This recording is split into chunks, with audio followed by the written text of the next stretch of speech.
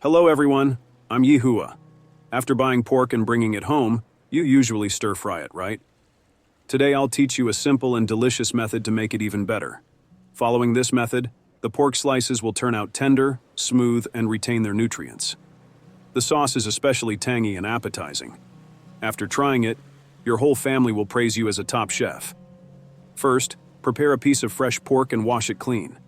Cut it in half, and then slice it thinly. You don't need to cut it too thin, but try to keep the slices as even as possible. This way, it will cook faster. After slicing the pork, place it into a large bowl. Add a little soy sauce and some pepper. Next, prepare a piece of ginger. Slice it thinly, and then cut it into fine strips. Take a small spring onion and cut it into sections. Place them into a small bowl and add some water. Use your hands to squeeze the ginger and onion so their juice comes out. Then pour the ginger onion water over the pork and mix it well by hand. Each pork slice should be evenly coated with the ginger onion water. When marinating pork, it's best not to use cooking wine. Ginger onion water can remove the porky smell and enhance the fragrance.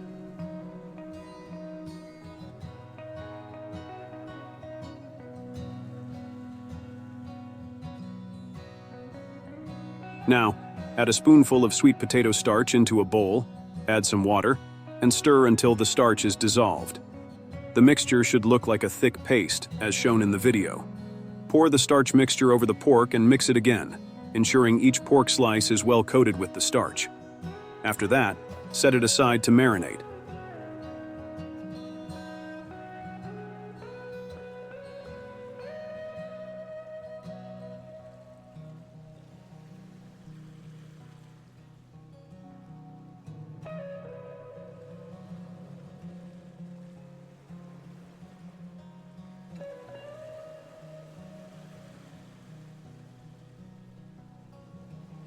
Now prepare some garlic by slicing it thin and chopping it into minced garlic. Transfer it into a small bowl. Slice a small piece of ginger, cut it into fine strips, and chop it into minced ginger. Transfer that into another small bowl. Cut the white part of the spring onion into small pieces and slice the green leaves into onion flowers. Set each part aside in separate bowls. Prepare some cleaned coriander and chop it finely. If the cilantro has too much sand, rinse it a few more times. Set it aside in a bowl.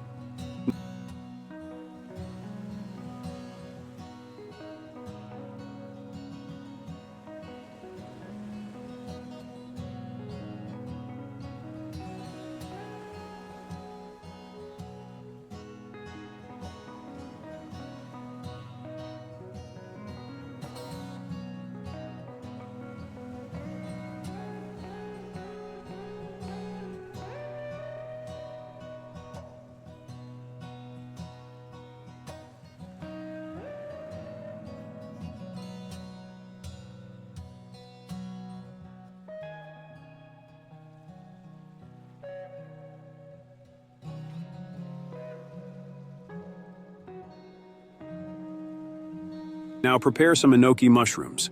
Tear them into small pieces, add a little salt, and soak them in water.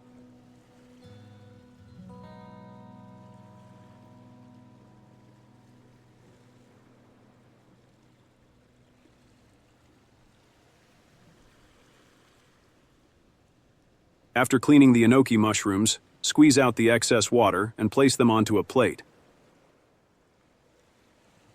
Prepare some bean sprouts and wash them thoroughly. Drain the water from the cleaned bean sprouts and set them aside on a plate.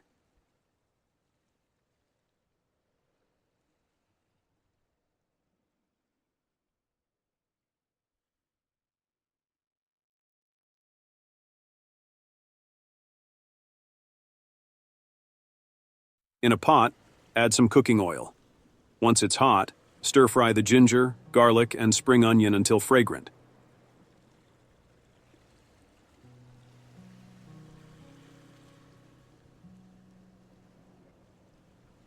Then, add the coriander and stir-fry it until the moisture is reduced. This makes the flavor more intense.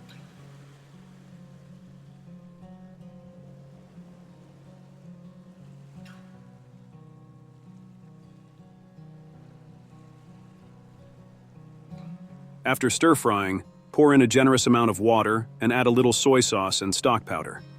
Add some pepper to remove the smell and enhance the flavor. If you like it sour, you can also add a bit of vinegar. Let it cook for about 2 minutes so that the flavors of the ingredients are released.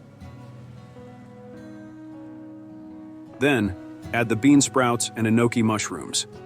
If you have other leafy vegetables like lettuce or spinach, you can add those too based on your preference.